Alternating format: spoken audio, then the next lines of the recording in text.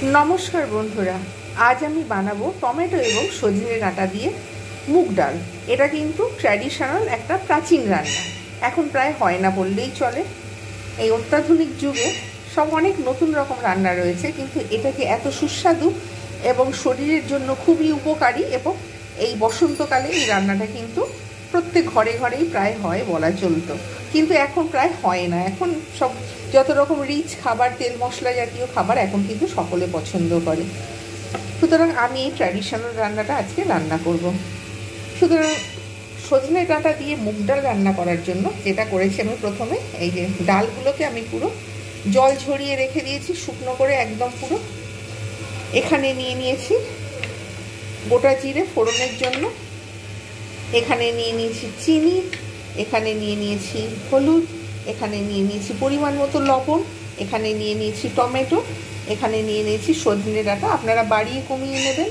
আর এখানে নিয়ে নিয়েছি ফোড়নের জন্য কাঁচা লঙ্কা। আর এখানে এই যে জিরেটা রয়েছে, এটাও কিন্তু আমি ফোড়ন দেবো। তাহলে আমি রেসিপিটা এবারে সাদা তেলে শুরু করব। কড়াতে দিয়ে দিয়েছি পরিমাণ মতো সাদা তেল।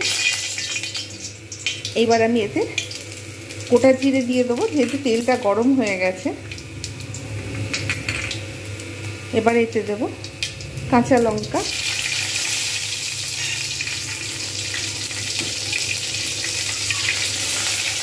ব্যাস, আর না কিছু করবো না। এবার এতে যেহেতু ভাজা হয়ে গেছে, ডালটা আমি ঢেলে দেবো। ডালটাকে আমি বেশ ভালো করে ভেজে নেবো। লালচে করার কোনো দরকার নেই, জাস্ট কাঁচা স্মেলটা চলে যাবে, ঠিক ততক্ষণ পর্যন্ত আমি এইরকমভাবে ভালোভাবে এটা ভেজে নেব।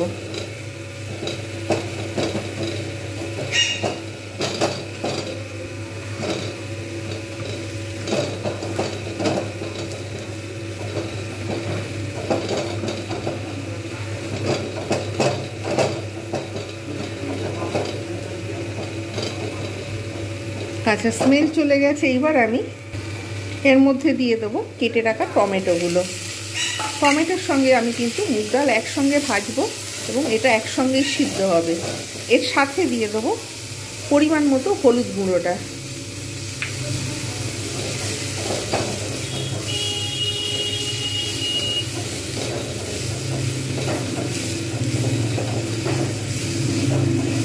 এরকম করে আমি কিন্তু ভালোভাবে এটাকে ভেজে নেব। বেশ কিছুক্ষণ ভেজে নিয়ে তারপর আমি যখন দেখব টমেটো থেকে কাঁচা গন্ধ চলে গেছে, ডাল তো পারফেক্ট ভাজা হয়ে গেছে, সুন্দর একটা টোটালটা থেকে একটা সুন্দর স্মেল আসবে, ঠিক সেই সময় আমি কিন্তু এইটার মধ্যে ঘরোয়া টেম্পারেচারের জল দেবো। কেননা এখন তো আর শীতকাল নেই, চলছে বসন্তকাল, তাই আমি এর মধ্যে রুম টেম্পারেচারের যে জলটা রয়েছে আমি কিন্তু সেইটা আমি এর মধ্যে দিয়ে দেবো এবং ঢাকনা দিয়ে দেবো। এখন কিন্তু ডাঁটা দেবো না, প্রায় 30 থেকে 40% মতো যতক্ষণ পর্যন্ত না সিদ্ধ হচ্ছে ডালটা, তার মধ্যে আমি কিন্তু ডাঁটা দেবো না। আর ডাঁটা কখনোই ভেজে দিতে নেই, ভেজে দিলে কিন্তু স্মেল ভালো হয় না। ডাঁটা সবসময় কাঁচা দিতে হয়। সজনে ডাঁটা যেহেতু শরীর ঠান্ডা করে, আর এই যে বসন্তকালে যে সকল রোগগুলো রয়েছে সেই রোগের প্রকোপের হাত থেকে রক্ষা করে, তাই অতিরিক্ত ভাজলে ডাঁটার যে ভিটামিন সি এবং অন্যান্য যে গুণাগুণ রয়েছে সেগুলো কিন্তু থাকে না। তাই জন্য আমি ডাঁটাটাকে ভাজবো না, আর এমনি ডাঁটা কাঁচা দিলে সুস্বাদু হয়। তাই এবারে ঢাকনা দিয়ে কিছুক্ষণ 40% সিদ্ধ করে নিয়ে তারপর ফিরে আসছি। 3-4 মিনিট পর আমি ফিরে এলাম। ডাল প্রায় 35 থেকে 40% সিদ্ধ হয়ে গেছে। টমেটোগুলো আমি কিন্তু এবারে খুন্তির সাহায্যে ঘেঁটে ঘেঁটে দিচ্ছি, এগুলো সব সিদ্ধ হয়ে গেছে। এইবার আমি এর মধ্যে দিয়ে দেবো ডাঁটা।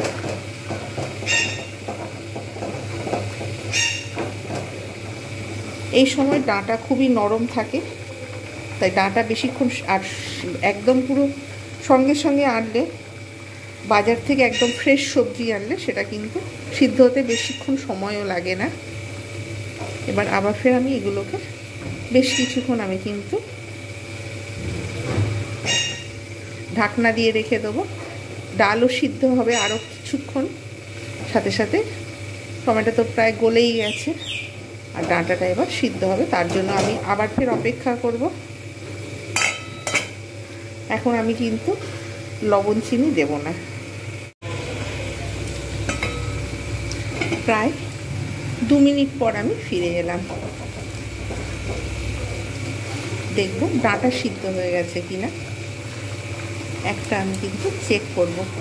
ডাল তো সিদ্ধ প্রায় হয়েই গেছে, ডাঁটাটাকে দেখব সিদ্ধ হয়েছে কিনা। আর একটুখানি ডাঁটা সিদ্ধ হবে, যার জন্য আমি আর একটু এতে জল দিয়ে দেবো। এটা বেশি পাতলা রাখবো না, আবার বেশি গাঢ়ও রাখবো না।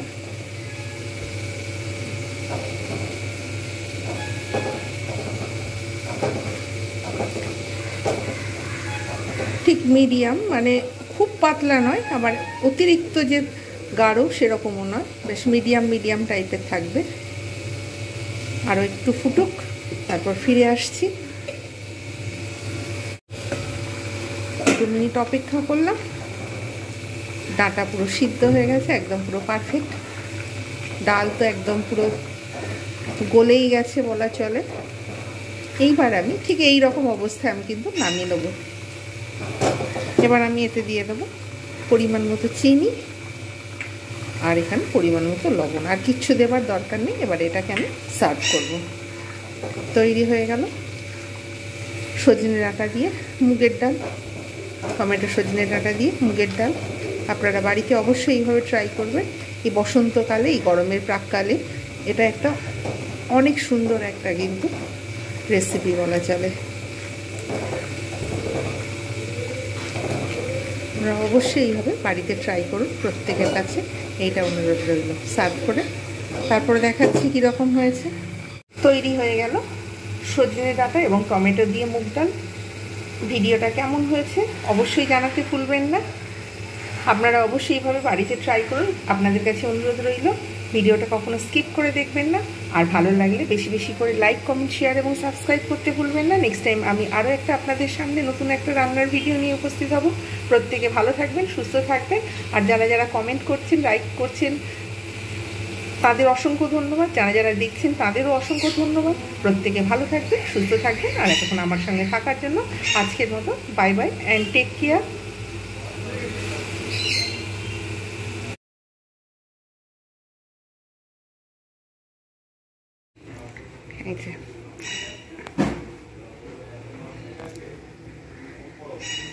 আমাকে দেখেই চেঁচাতে শুরু করেছে।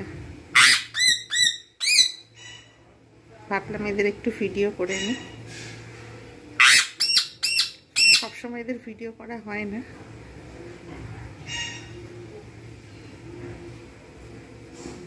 দুইজনকে আমি এক ফ্রেমে বন্দি করেছি।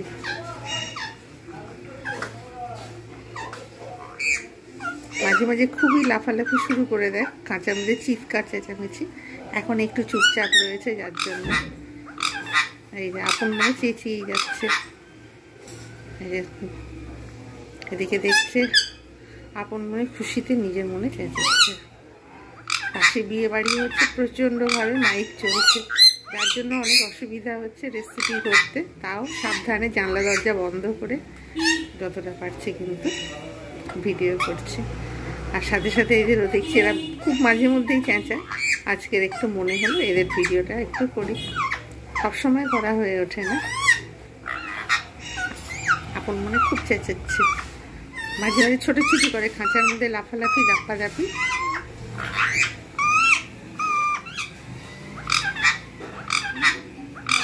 খুশি মনে আপন মনে বকবকি করছে।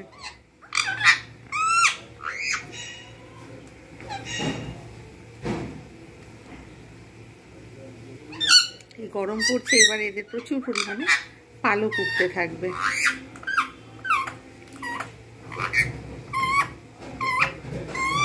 শীতকালেতে বেশ ভালো, ঠান্ডা একটু পালক ওঠে না, চানও করানো সেরকম ঝামেলা থাকে না। কিন্তু গরমকাল হয়ে গেলে এদের একটু বেশি চান করাতে হয়, তারপরে কেয়ার নিতে হয় বেশি করে, না হলে কিন্তু গরমকালে ওদেরও খুব কষ্ট হয়। জায়গা খুব সংক্ষেপে রয়েছে, যার জন্য আমাকে ওদের খুব সাবধানে রাখতে হয়, চারিদিকে যাতে না নোংরা করে সেদিকেও আমাকে লক্ষ্য রাখতে হয়। খোশমিরা যে খুবই কথা বলছে, মনে হলো একটু ভিডিও করে নিয়ে দেখ, ব্যাস এতটুকুই থাকে এদের ভিডিও আজ।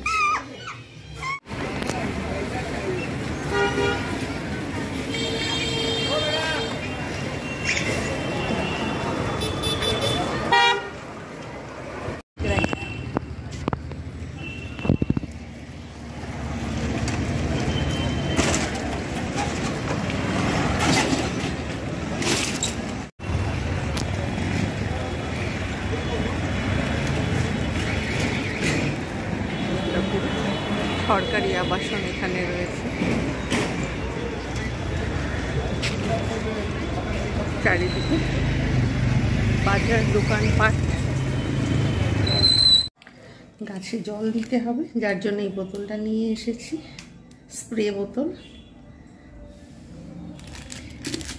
কমানো বাড়ানো যাবে এর মুখটা। জলও ভরলাম, একটু গাছেও দিয়ে দিলাম স্প্রে করে। সুন্দর হয়েছে বোতলটা, এরকম বোতল। এখানে সব ছুরি কাঁচি, এটা মনে হচ্ছে সেলুনের বোতল, কিন্তু গাছের স্প্রেতে আমি এটা দেবো।